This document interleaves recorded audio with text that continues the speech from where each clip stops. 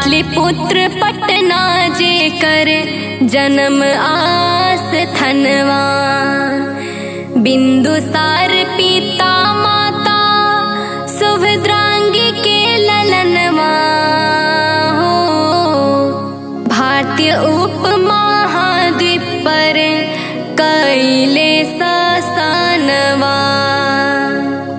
गज भर छाती तेजस्वी चेहरा, गज भर छाती तेजस्वी चेहरा, चमकत जेकर ललाट के हो जोड़ा न भइले हो।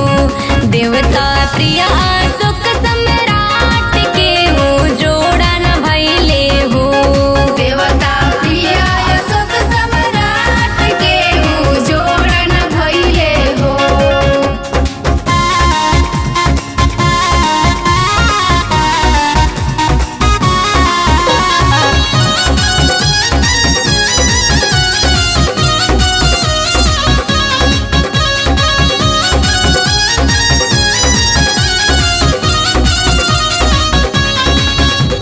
शुद्ध पवित्र मानो जन मन के भाव रखले सम्मान।